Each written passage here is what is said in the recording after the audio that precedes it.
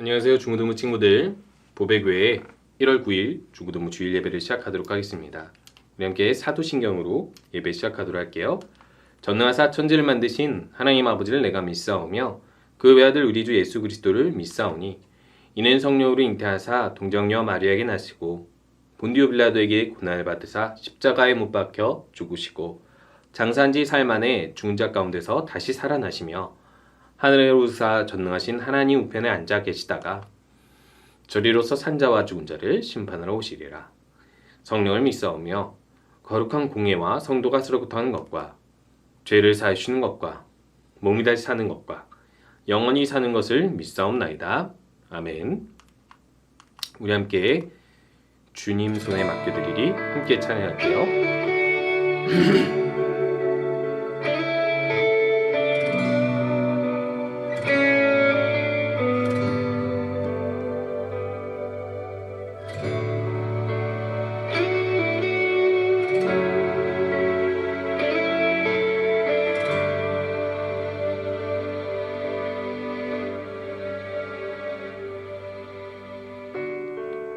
주님 손에 맡겨드리리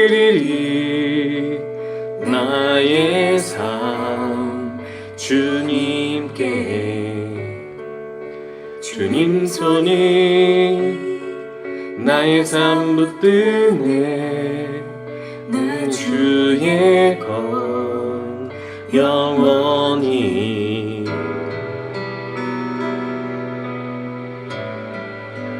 내가 믿는 분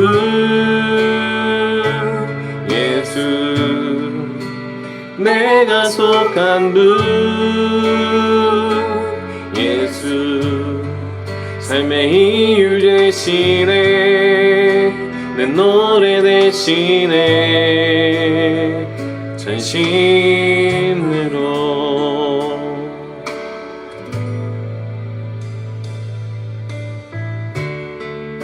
주와 함께 걸어가리라 주 모든 길을 주실래. 주 뜻 안에 나 살아가리 주의 약속은 영원해.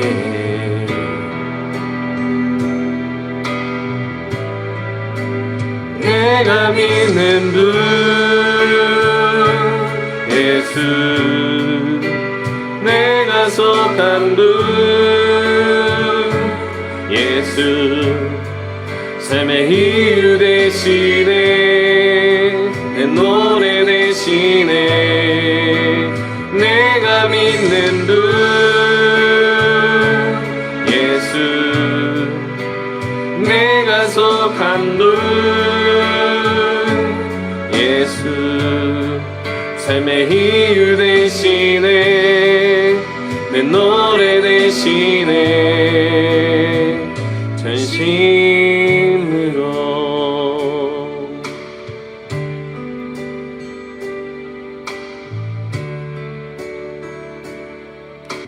우리 함께 기도하는 시간입니다. 우리가 먼저 하나님께 한 주간 동안 지켜주심에 감사드리고 우리의 죄를 하나님께 고백하면서 회개하고 또 하나님 말씀으로 나를 변화시키는 그런 시간이 되게 해주시옵소서. 함께 기도할게요.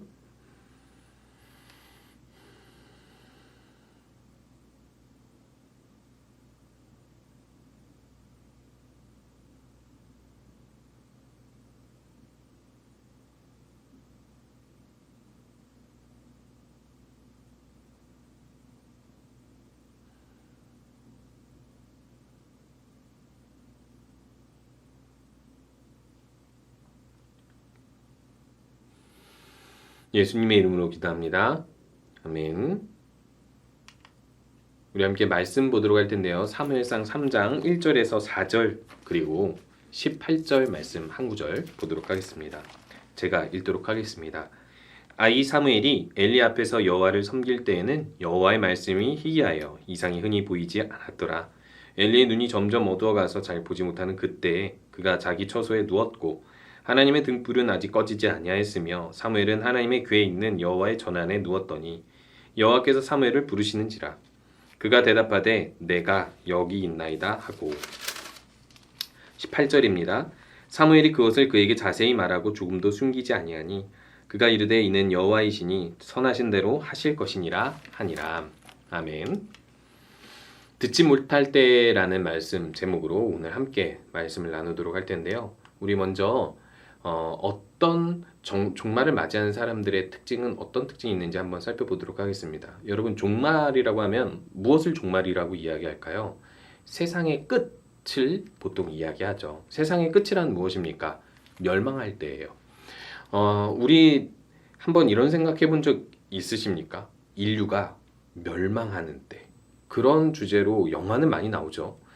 진짜 인류가 멸망하게 되면 정말 한 사람 혹은 한 가정 혹은 몇 사람만 비상대피를 해서 살아남을 수 있을까? 아니면 정말 온 인류가 다 죽어버리게 될까? 여러 가지 시나리오를 우리들이 상상해 볼 수 있어요. 그런데요, 성경에서는요, 단 한 번 인류 전체가 멸망에 이르게 된 사례를 하나 이야기합니다. 그때가 언제죠? 노아의 홍수 때죠.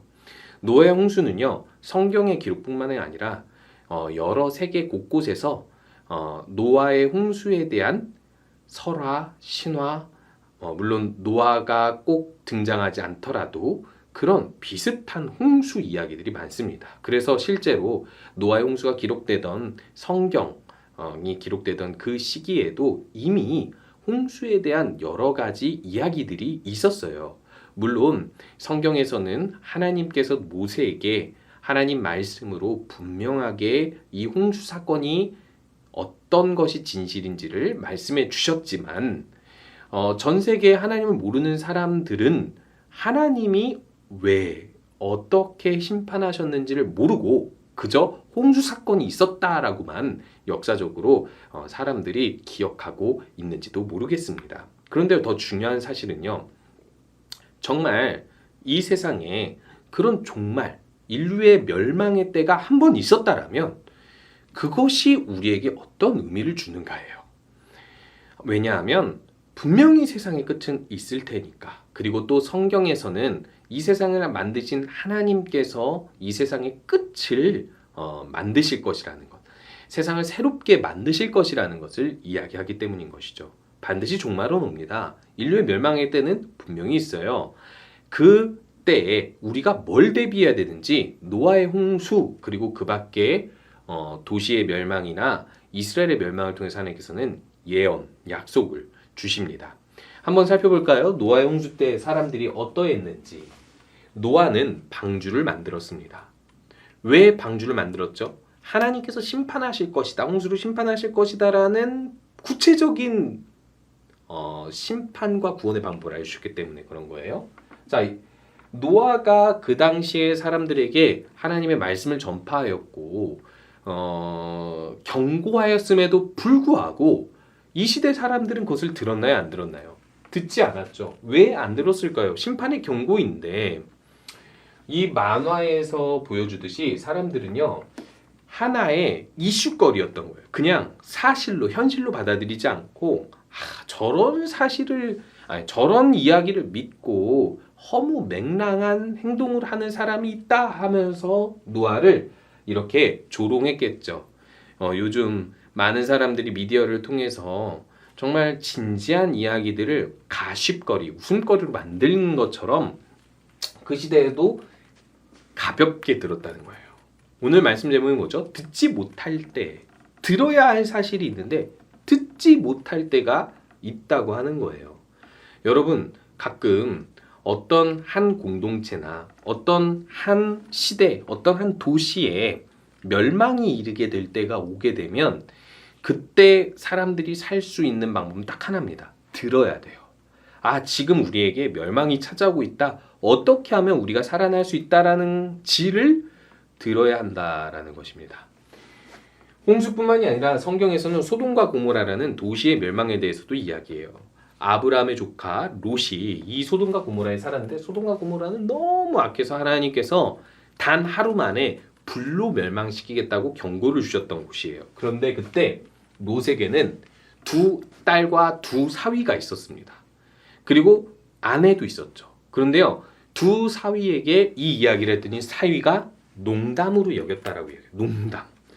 세상 도시가 멸망한다. 그러니까 우린 떠나야 된다. 롯이 두 딸과 함께 사위와 함께 떠나려고 했더니 사위가 농담으로 여겼대요. 참 재밌는 사실이죠. 반드시 멸망할 건데 그걸 농담으로 여긴대요. 그리고 이것에 뒤돌아보지 말라고 했는데 롯의 아내는 이 소돔과 고모라를 떠나면서 아쉬워서 뒤돌아보게 됩니다. 그래서 소금 기둥이 되죠. 이런 사건들을 통하여서 하나님의 멸망이 이를 때 사람들이 얼마나 하나님의 말씀을 가볍게 듣고 제대로 듣지 않는지를 알게 해주는 거죠. 그뿐이 아닙니다. 하나님께서 선택해서 한 하나님의 국가를 이루었던 이스라엘 백성, 이 이스라엘 백성에게도 하나님은 계속해서 경고를 주셨어요.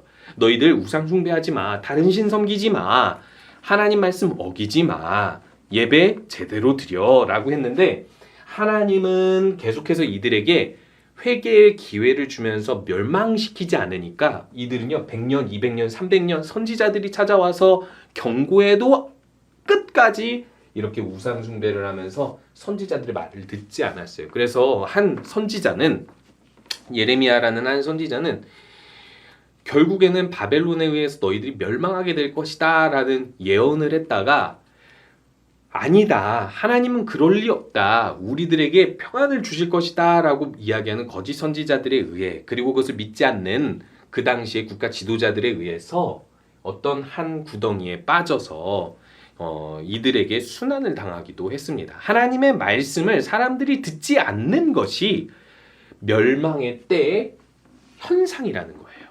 그래서 예수님께서는 이렇게 예언하십니다. 마지막의 때 무슨 징조가 있을 것인가? 노아의 때와 같이 인자의 임함도 그러하니라 라고 말씀하시면서 홍수전에 노아가 방주에 들어가던 날까지 사람들이 먹고 마시며 장가들고 시집가고 있으면서 홍수가 나서 그들을 다 멸하기까지 깨닫지 못했다고 해요. 먹고 마시는 게 잘못이 아니에요. 깨닫지 못하고 일상 그대로의 일을 진행했다라는 거예요. 무엇이 잘못이 아니라 그저 자각하지 못했다라는 거예요. 하나님의 말씀이 중요하다. 우리가 깨어나야 한다라는 사실을 자각하지 못했다라는 거죠. 종말의 때는 하나님의 말씀을 이렇게 듣기 어려워지는 시대가 온다라는 것입니다. 그렇다면 사무엘이 부름받던 오늘의 이 말씀의 본문 배경은 어떠할까요? 여러분 저번 주까지 우리들이 살펴봤던 사사시대 있죠. 400년 동안 이스라엘 백성들이 하나님께 불순종했던 시대라고 이야기했습니다. 그 시대가 온 이유는 이스라엘 사람들에게 가나안을 정복할 때 우상의 제단을 헐어버리고 가나안 민족들 다 내쫓아서 그 후손들이 우상에 현혹되지 않게 하라라고 이야기했는데 이스라엘의 1세대가 온전히 그 모든 것들을 없애버리지 않아서 그 다음 세대가 하나님을 잊어버리고 다른 신을 섬기게 되고 그렇게 계속해서 가나안 민족의 영향을 받아 문화가 타락하게 되는 거예요. 여러분도 잘 알아두시기 바랍니다. 우리가 왜 하나님을 잊어버리고 하나님 말씀을 잊어버리고 하나님을 버리게 되는지 이 사람들이 왜 그렇게 되는지는 분명하게 문화의 영향 때문이에요. 나랑 함께 사는 사람들의 경쟁사회, 그들이 즐기는 축제, 그들이 즐겨보는 것들 그것을 통해서 우리들은 영향받기 때문에 그런 거예요. 안 보고 살 수는 없죠. 근데 영향을 받지 않으며 사는 것이 중요하다라는 거예요. 그러면 영향받지 않으려면 어떻게 해야 될 것 같아요? 사사시대 때마다 이 400년 때 하나님은 말씀하지 않으셨을까요? 선지자를 통해서 하나님은 계속해서 말씀하셨습니다. 경고를 했습니다. 너희들 회개해라 라고 말씀하셨죠. 그게 사사시대예요. 그렇게 해서 사사들이 나타나 하나님의 말씀을 전했고 또 심지어는 타락한 사사들 때문에 말씀을 듣지 못했던 시대도 온 거죠. 그래서 오늘 말씀에서는 사무엘상 3장 1절에서 말씀이 희귀한 시대라고 이야기합니다. 이 희귀함이라는 뜻이 무슨 뜻이냐면요. 드물다예요. 세상에 많이 있지 않고 보기 힘들어서 보배롭다라는 뜻으로 쓰이는 언어입니다. 우리가 눈을 씻고 찾아봐도 쉽게 찾을 수 없다라는 거예요. 그런데 여러분 잘 생각해 보세요. 말씀이 쉽게 찾을 수 없는 것입니까? 쉽게 듣고 볼 수 있는 것입니까?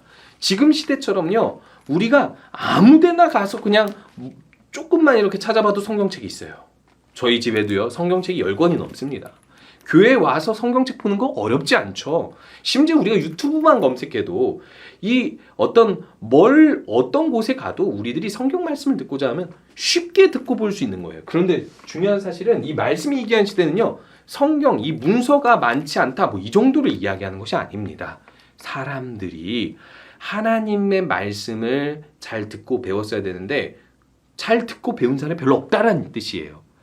하나님께서는 분명히 이스라엘 사람들에게, 자녀들에게 앉았을 때나 일어날 때나 나갈 때나 들어올 때나 언제든지 말씀을 강론하여서 말씀을 외우고 알고 깨닫게 하라고, 매일매일 말씀을 묵상하라고 지침을 줬어요. 이스라엘 사람들은요, 평생 매일 하나님 말씀을 가르치고 들어야 되고 배우고 깨닫고 외워야 했어요. 하나님은요, 하나님을 믿을 때 하나님 말씀 다 안 봐도 돼. 안 외워도 돼. 매일 안 봐도 돼. 하나님 그렇게 말씀하시지 않았어요. 아유, 하나님만 믿으면 됐지. 핵심만 알면 됐지. 예수님만 알면 됐지. 그러니까 성경에 대해서 몰라도 돼. 여러분, 잘못 알고 있는 거예요. 교회에서는 우리의 신앙 고백을 통해서 이야기합니다. 우리들은요, 하나님의 모든 말씀을 믿는다라고 이야기할 때 모든 말씀을 관심 있게 보고 듣고 배우고 깨닫는 것에 전념한다예요. 매일 한다예요. 여러분, 그렇게 하지 않으니까 말씀이 희귀해지는 거예요. 매일 말씀을 듣고 묵상했어야 될 사람들이 그러지 않으니까 말씀이 희귀해지는 겁니다. 그러면 말씀이 희귀해지면 어떻게 되죠? 이상이 흔히 보이지 않는다. 여기서 이상은 비전을 이야기하는데요. 이 비전이라는 것이 1차적으로는 이런 뜻이 가지고 있습니다.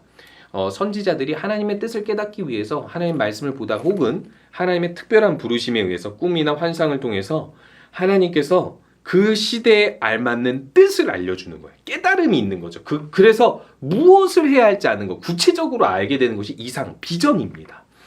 지금 시대에도 마찬가지예요. 하나님 말씀을 가까이 하는 사람만이 이 시대에 내가 뭘 해야 될지를 깨닫게 되는 것인데, 그런 하나님의 뜻을 깨닫는 것이 이상입니다. 비전입니다. 여러분, 그래서 하나님께서는 이 시대를 새롭게 하기 위해서 하나님 말씀을 한 사람에게 들려주는데 그 사람을 사무엘로 선택하신 거예요. 왜 사무엘인가?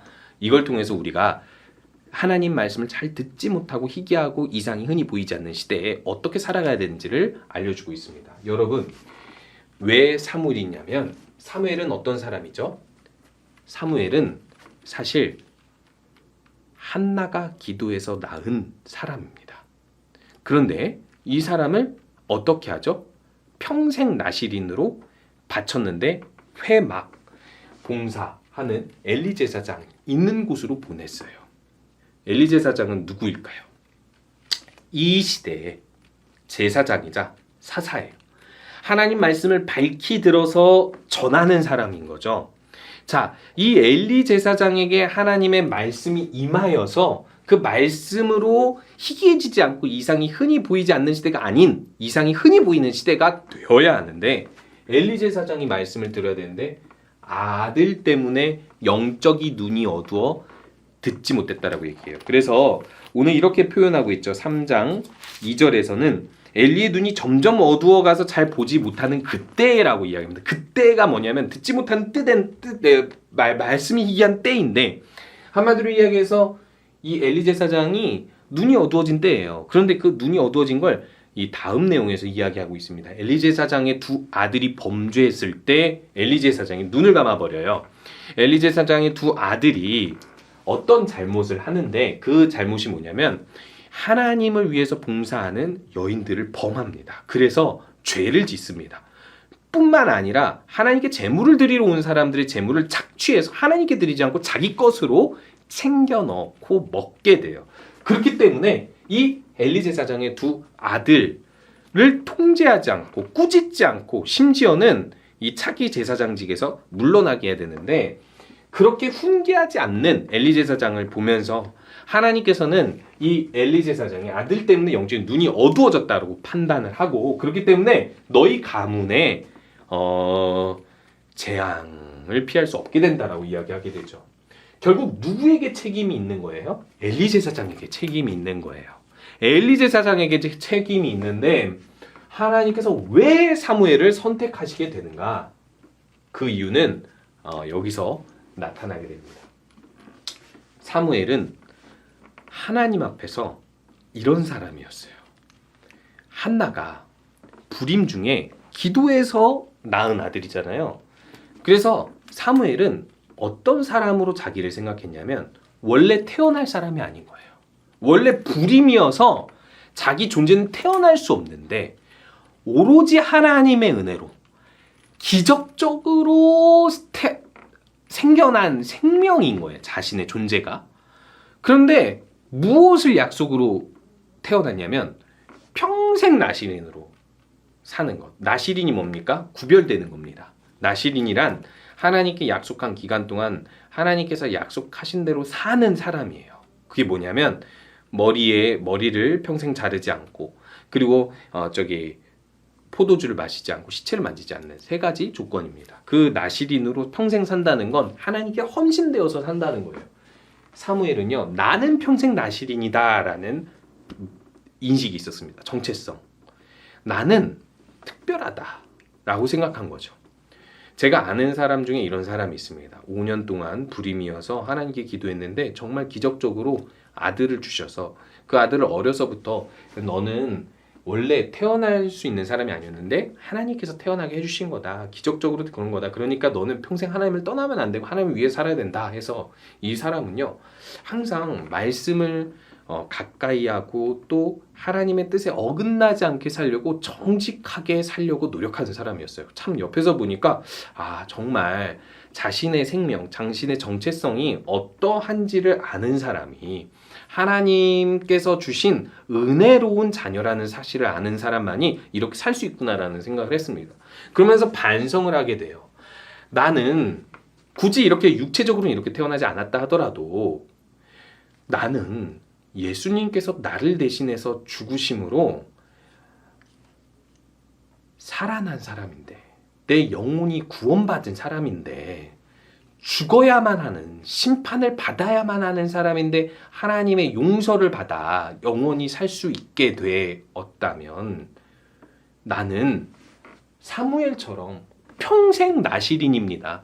나는 세상과 구별돼서 하나님을 위해 나의 모든 삶을 바치겠습니다 하면서 살아야 하지 않을까. 그런데 내가 그런 마음으로 이렇게 하나님 말씀을 전하는 사람이 되었음에도 불구하고 가끔은 너무 이기적으로 사는 나 자신을 바라보게 되는 거예요. 하나님의 뜻대로 나를 모두 바쳐서 산다라기보다는 그냥 하나님의 뜻보다는 내 뜻대로 살고 싶은 의지가 더 많은 거죠. 여러분, 그런데 이런 사람들은 하나님의 말씀을 밝히 들을 수 없어요.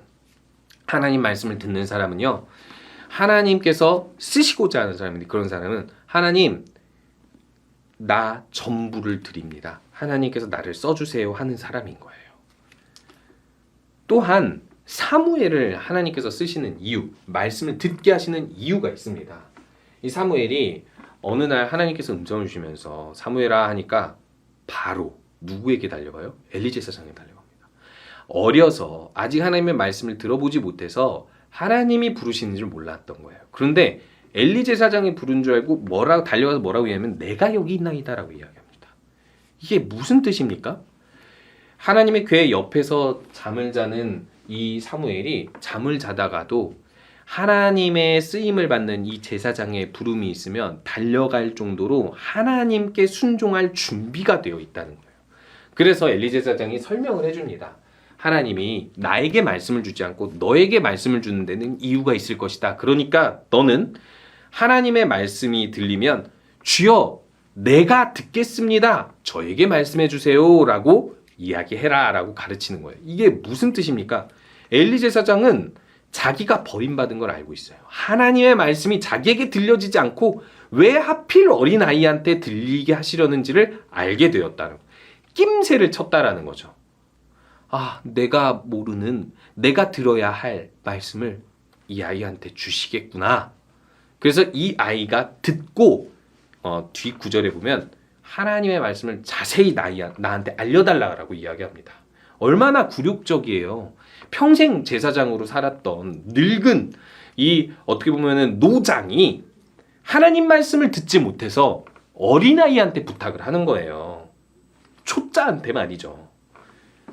자, 숨기지 않고 자세히 말하라고 해서 사무엘은 하나님께 그 예언을 듣습니다. 그게 뭐냐면 엘리 제사장의 가문이 멸망하고 하나님께서 사무엘을 통해서 이제 역사하실 것이라는 새로운 시대를 만들어 가실 것이라는 말씀이에요. 하나님께서는 이 사무엘에게 주신 말씀을 사무엘을 통하여서 숨기지 않고 자세히 엘리야에게 말하게 됩니다. 여러분, 하나님 말씀을 듣는 사람은 어떤 사람이냐면 언제든지 하나님 내가 순종하겠습니다. 내가 여기 있나이다라고 말하고 또 숨기지 않고 하나님의 말씀을 전하고자 하는 사람에게 주시는 거예요. 왜요? 제가 앞에서 이야기했죠. 종말의 때에는 사람들이 말씀을 잘 듣지 않는 때라는 거예요. 그래서 한 사람이 하나님의 말씀을 밝히 듣고 전하게 하시는데 그 사람은 나를 하나님 앞에 온전히 바치고 언제든지 순종할 자세가 되어 있고 그리고 숨기지 않고 자세히 말해서 이 세상으로 하여금 구원받게 하고자 하는 사람인 거예요. 하나님 말씀이 들리게 하는 사람인 것이죠. 하나님은 그런 사람을 통해서 이 세상을 바꾸고자 하는 것입니다. 새로운 시대를 만들고자 하는 것입니다. 그래서 세상이 악해지는 책임은 어떤 신학자가 이렇게 이야기합니다.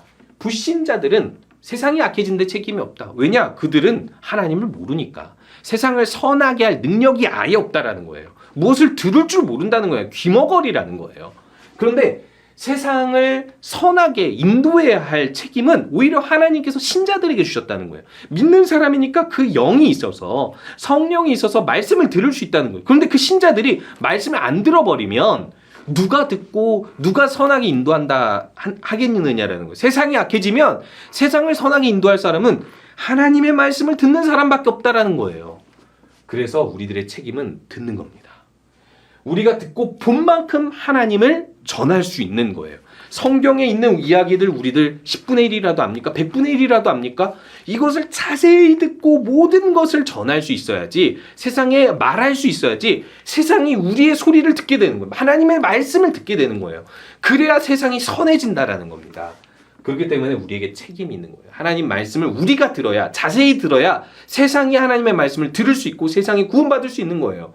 여러분 하나님을 우리가 모를 때 우리에게 구원의 희망이 있었습니까? 그런데 세상이 하나님의 말씀을 들어야지만이 구원의 희망이 있다면 우리가 세상에게 하나님의 말씀을 전할 수 있어야죠. 그러기 위해서 우리는 1차적으로 하나님 말씀을 들어야 합니다. 하나님 말씀을 봐야 합니다. 매일 봐야 합니다. 하나님은 그래서 우리에게 하나님 말씀을 듣도록 하시는데 사무엘을 부르셨듯이 우리들한테 부르시는 거예요. 성경을 봐라. 매일 묵상해라. 더 깨닫고 전해라. 여러분, 그렇게 이 종말의 때에 하나님 말씀을 들리게 하는 하나님 말씀을 듣는 우리 모든 친구들이 되시기 바랍니다. 우리 함께 주기도문하겠습니다. 하늘에 계신 우리 아버지여, 이름이 거룩히 여김을 받으시오며 나라가 임하시오며 뜻이 하늘에서 이루어진 것 같이 땅에서도 이루어지리이다. 오늘 우리에게 일용할 양식을 주시옵고 우리가 우리에게 죄 지은 자를 사하여 준 것 같이 우리 죄를 사하여 주시옵소서. 우리를 시험에 들게 하지 마시옵고 다만 악에서 구하옵소서. 나라와 권세와 영광이 아버지께 영원히 있사옵나이다. 아멘. 한 주간도 하나님 말씀을 항상 듣고 깨어 있어서 말씀을 자세히 전할 수 있는 하나님의 사람 되시기 바랍니다.